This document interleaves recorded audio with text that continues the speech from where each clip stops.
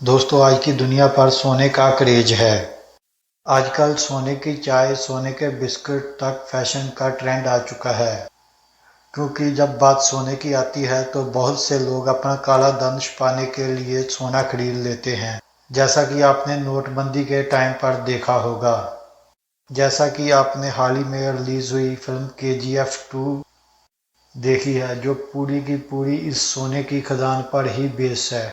तो आप सोच सकते हैं कि सोने की इस काला बाजारी में कितना सच है और कितना झूठ। तो दोस्तों ये वीडियो आज का बहुत ही ज़्यादा इंटरेस्टिंग होने वाला है, तो इसके लिए वीडियो के अंत तक जरूर बने रहिएगा। जैसा कि आपने अक्सर ही देखा होगा कि लोग शो ऑफ करने के लिए सोने की अंगूठी, सोने की चैन जैसे सामान पहनते रहते हैं। ये बात तो आपके दिमाग में जरूर आई होगी कि आखिर ये सोना आता कहाँ से है और ये बनता कैसे है। क्योंकि सोना ही एक ऐसी चीज़ है जिसका निखार कभी कम नहीं होता। एक वक्त था जब इस सोने के पीछे बहुत बड़ी बड़ी जंगें हुई और आजकल आम लोग बहुत पागल हैं इसी सोने के पीछे। आप खुद सोचिए कि धरती ने अपने अंदर कैसे कैसे खजानों को समेटा हुआ है। इसके अंदर पानी है, तेल है, गैस है, सोना है, चांदी है, तांबा है। आप इमेजिन कर सकते हैं कि आने वाले वक्त में और कैसे कैसे पदार्थ मिल सकते हैं। तो दोस्तों इन सब पदार्थों को हासिल करने का एक प्रोसेस है। तो जैसे कि आज हम बात कर रहे हैं सोने की, तो जैसे कि साइंटिस्ट मानते हैं कि सोना फॉसिल फ्यूल से तैयार हुआ था। लेकिन इसी बीच कुछ लोग ऐसे हैं जो मानते हैं कि आज से लाखों करोड़ों साल पहले जब पृथ्वी पर एलिमेंटर की बारिश हुई तब बहुत से पदार्थ पृथ्वी पर आ गए होंगे। और साइंटिस्ट तीसरी थ्योरी ये देते हैं कि सोने को सिर्फ कुछ केमिकल एलिमेंट से ही बनाया जा सकता है। तो अभी आपके मन में ये सवाल आ रहे होंगे कि इतनी ज़्यादा बड़ी धरती पर कैसे पता चलेगा कि कहाँ पर सोना है और कहाँ पर सोना नहीं है। कहीं कहीं तो पूरे के पूरे पहाड़ ही सोने के हैं। वो कैसे? एग्जाम्पल के तौर पर आप सोनभद्र की पहाड़ी ले लीजिए। खैर आज हम बात करेंगे कि सोने को खदानों से कैसे निकाला जाता है और फिर इसके बिस्कुट कैसे बनाए जाते हैं। दोस्तों सोने के बिस्कुट बनाने के लिए हमको सबसे पहले चाहिए सोना, और सोने के लिए हमको गोल्ड डिटेक्टर ऑपरेशन स्टार्ट करना पड़ता है। फिर इस सोने को पाने के लिए हमको धरती का सीना चीरना पड़ता है। इसके लिए जियोलॉजिस्ट पेनिट्रेटिंग रडार का इस्तेमाल करके पता लगाते हैं कि धरती के किस हिस्से में सोना है और किस हिस्से में सोना नहीं है। और आपकी जानकारी के लिए बता दें कि ये रडार धरती की डेंसिटी और मैग्नेटिक के बारे में बहुत जानकारी बताता है। ये रडार मिट्टी के अंदर उसकी डेंसिटी और मैग्नेटिक के गुणों के बारे में बताता है। फिर उनकी प्रेजेंट के हिसाब से एक 3D मैप तैयार करता है। और ये 3D ग्राफ की मदद से ही ये अंदाज़ा लगाया जाता है कि कौन सी मिट्टी में कौन कौन से पदार्थ मौजूद हैं। ये सिर्फ खाली इतना बता सकता है कि इस धरती के नीचे कुछ पदार्थ हैं, लेकिन कौन से हैं और कितने नीचे हैं ये नहीं पता लगा सकता। और फिर दूसरा प्रोसेस होता है ड्रिलिंग का। जी हाँ दोस्तों, पहाड़ों के नीचे और ज़मीन में ड्रिलिंग करके जितना भी खराब प्रोडक्ट होता है उसको बाहर निकालते हैं। और फिर उस जगह से मलबा भी बाहर निकाला जाता है और फिर उस मलबे को लैब में भेजा जाता है और फिर इस मलबे को जांचते हैं। और फिर जब कंफर्म हो जाता है कि जहाँ पर सोना है, और फिर शुरू होता है माइनिंग का खेल। और फिर दोस्तों जब पता चल जाता है कि ज़मीन के नीचे सोना है, देखिए दोस्तों जो सोना होता है वो अपने प्योर फॉर्म में होता है और बाकी पदार्थों से बहुत अलग पाया जाता है। कई बार तो ये अकेला ही पाया जाता है और कई बार पारे के साथ में भी पाया जाता है, और कभी कभी तो सिल्वर के साथ मिक्स्ड रूप में भी पाया जाता है। अब ज़्यादातर सोना जहाँ तो खुले गड्ढों में आता है, जहाँ तर अंडरग्राउंड खानों से आता है। कई बार तो इन और में सोने की मात्रा बहुत ज़्यादा कम होती है। ऐसे तो सोना दो रूपों में पाया जाता है, वेन और ट्रोपिसिट। ट्रेसर डिपॉजिट के बारे में सबसे पहले ये जानिए। तो सबसे पहले आप तो इन दोनों के अलग अलग फ़र्क जान लीजिए। दरअसल सोना जब चट्टानों के बीच दूसरे मिलर के साथ फंसा हुआ पाया जाता है तो सबसे पहले उनको ड्रिल किया जाता है, जहाँ फिर कभी कभी ब्लास्ट कर कर निकाला जाता है।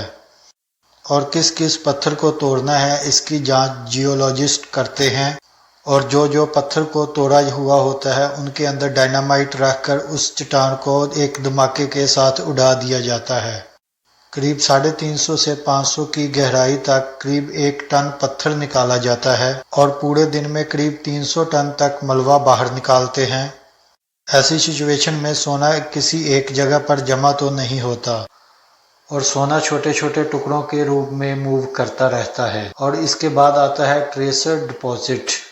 इसमें सोने के बड़े बड़े टुकड़े पानी की धारा के साथ नदी के किनारे पर तैरकर आ जाते हैं और इसके बाद ये टुकड़े पत्थर और कंकड़ के साथ मिक्स हो जाते हैं। अब एक बार जब माइनिंग से और निकाला जाता है तो उसे रिफाइन होने के लिए भेज दिया जाता है। और इसके रिफाइन होने के बाद बात जहाँ पर ही नहीं ख़त्म हो जाती। अब इसके बाद इसके और भी 4 प्रोसेस हैं।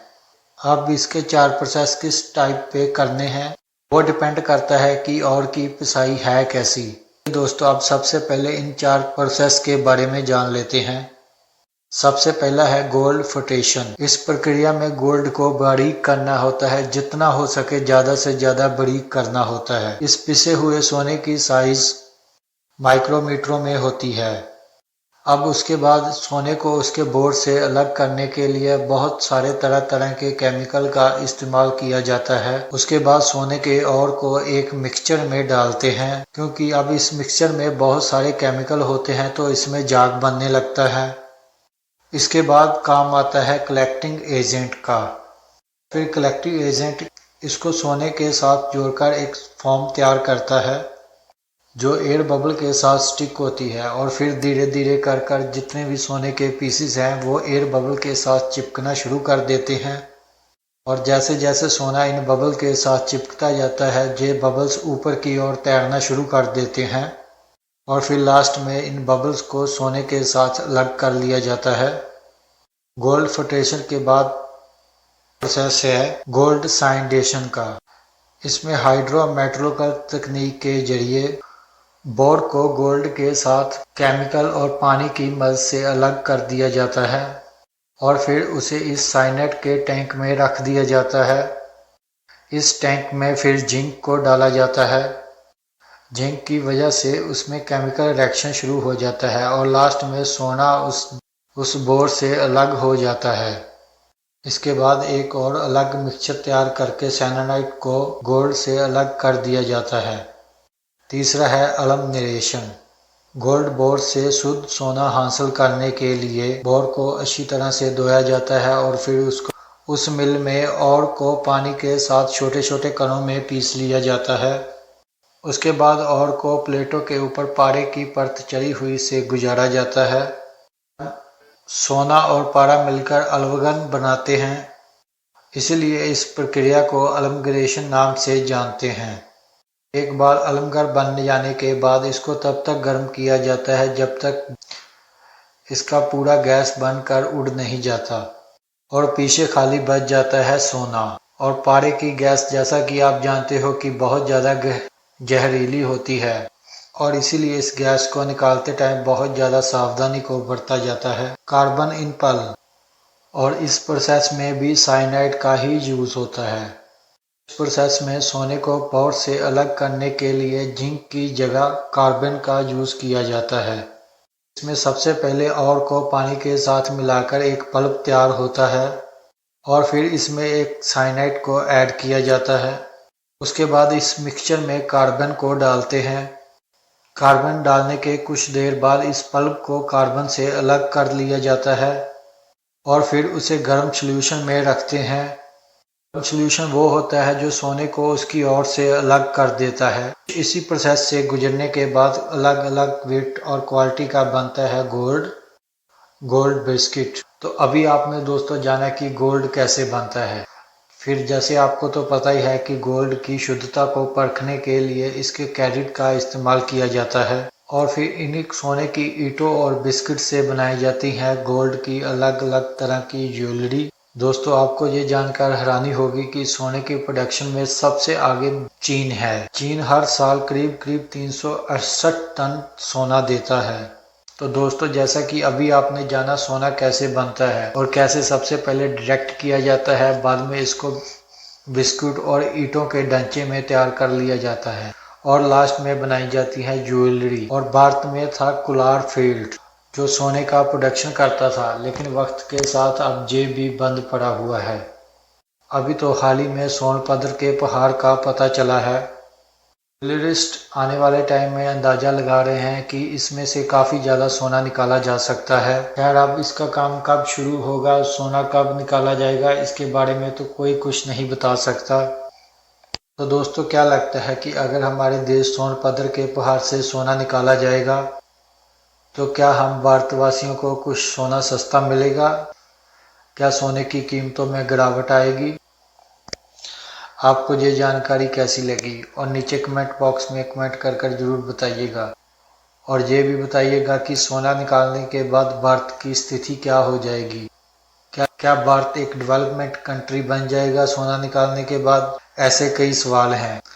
खैर इन सब का तो अभी हमारे पास जवाब नहीं है। आपको जो भी लगता है नीचे कमेंट कर जरूर बताइएगा। तो चलिए दोस्तों, मिलते हैं नई वीडियो में और चैनल को सब्सक्राइब जरूर कर लेना।